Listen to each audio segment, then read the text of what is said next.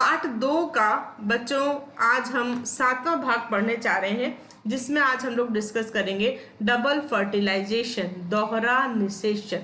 देखो बच्चों, तुम्हें तो एक बात ध्यान है कि जब हम लोगों ने पराग नली की बात करी थी, तब हमने ये पॉइंट पढ़ा था कि भाई हमारी जो पराग अंकुरण के बाद में जो पराग नली बन रही है, इस पराग नली के अंदर 2 नर युग्मक उपस्थित थे। ठीक है ना, ये पॉइंट आपको याद होगा। अब ये जो 2 नर युग्मक बीजांड के अंदर प्रवेश कर रहे हैं, तो इन 2 नर युग्मकों का रोल क्या है यहाँ पर। और हमें ये भी पता है कि हमारा जो भ्रूण कोश बना था, उस भ्रूण कोश के अंदर हमारे पास में अंड कोशिका तो एक ही थी, है ना। देखो भ्रूण कोश याद है तुम लोगों को।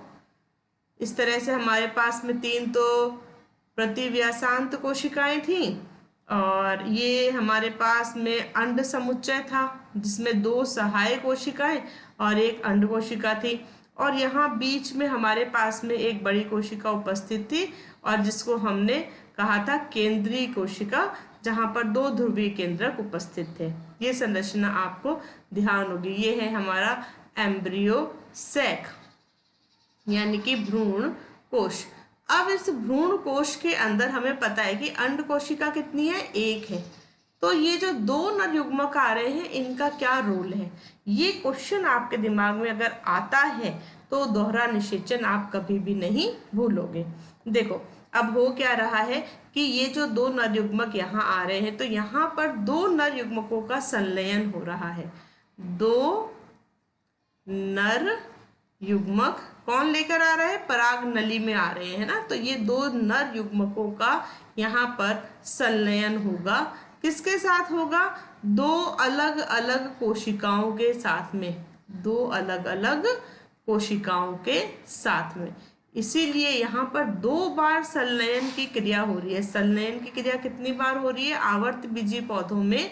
ये पॉइंट याद रखना कि जो आवर्त बीजी पौधे हैं उनके अंदर संलयन की क्रिया कितनी बार हो रही है, 2 बार हो रही है।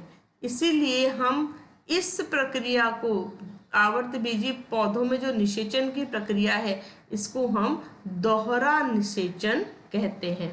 अब ये 2 बार संलयन कहाँ कहाँ हो रहा है वो समझते हैं। तो देखो पहला जो संलयन है, इसको हम कहते हैं युग्मक संलयन। युग्मक संलयन। अब देखो ये किस किस के मध्य हो रहा है, ये समझना। युग्मक संलयन बच्चों हो रहा है एक नर युग्मक प्लस जो हमारी अंड कोशिका है उसके बीच में, एक नर युग्मक और एक अंड कोशिका के बीच में।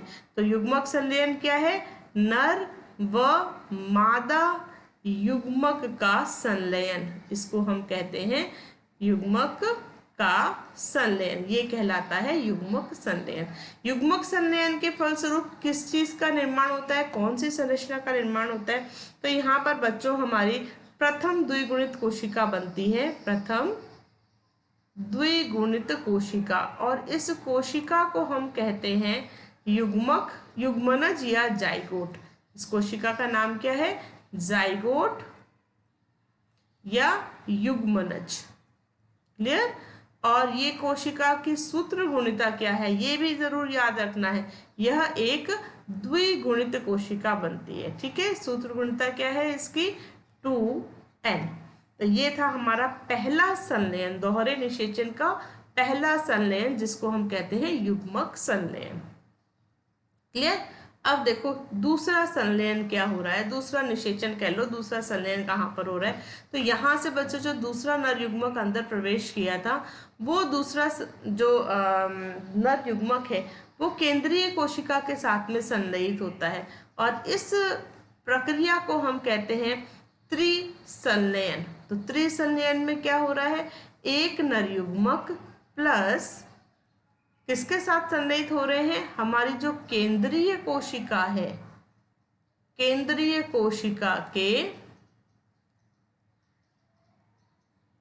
ध्रुवीय केंद्रक के साथ में। तो हमें पता है केंद्रीय कोशिका के अंदर हमारे पास में 2 ध्रुवीय केंद्रक उपस्थित है। ठीक है, तो ये तो हो गया 2n, और नर युग्मक जो है उसकी सूत्र गुणता होती है n। तो इसका रिजल्ट क्या होता है, त्रिसंलयन के परिणाम स्वरूप जो संरचना बनती है हमारे पास में, वो हमारे पास में सबसे पहले बनती है प्राथमिक भ्रूणपोष कोशिका। ठीक है, और इस प्राथमिक भ्रूणपोष कोशिका के अंदर जो हमारे पास में प्राथमिक भ्रूणपोष केंद्रक है, ये कैसा है, ये है 3n, 2n ये और 1n ये। ठीक है, तो दो द्विगुणित हमारे जो केंद्रक थे दोनों, वो केंद्रीय कोशिका वाले, और एक हमारा अगुणित नर युग्मक, ये दोनों मिलाकर बनाते हैं एक त्रिगुणित कोशिका। और इस त्रिगुणित कोशिका का नाम होता है बच्चों भ्रूण। ये जो त्रिगुणित कोशिका है ये अब विकसित करेगी भ्रूण पोष को। किसका विकास करेगी, भ्रूण पोष का विकास करेगी। भ्रूण पोष, जैसा कि इसका नाम है पोष यानी कि पोषण देना, तो ये जो पोषण किसको दे रहा है, ये पोषण दे रहा है विकसित होते हुए भ्रूण को। तो बच्चों इस तरह से आवर्तबीजी पौधों के अंदर दोहरे निषेचन के परिणाम स्वरूप हमारे पास में दो अलग अलग कोशिकाएं बन जाती हैं।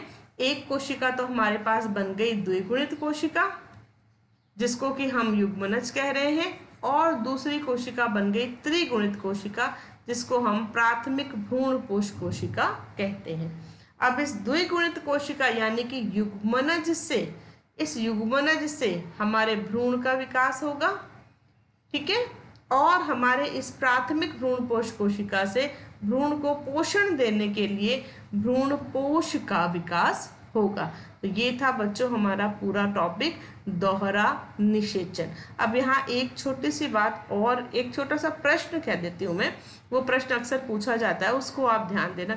जब बच्चों यहाँ दोहरे निषेचन के बाद में निषेचन पश्च घटनाएं होंगी यानी कि भ्रूण का विकास होगा और भ्रूणपोष का विकास होगा, तो यहाँ हमेशा ध्यान रखना कि जो भ्रूणपोष का विकास है वो हमेशा पहले प्रारंभ होता है इस भ्रूण के विकास से। इसके ऊपर बच्चों प्रश्न बनता है, तो इस प्रश्न को आप ध्यान रखना। अब सिंपल, बहुत सिंपल सी बात है कि भाई भ्रूणपोष का विकास पहले क्यों होता है। तो सिंपल बात है, भ्रूणपोष का कार्य क्या है, भ्रूण को पोषण देना।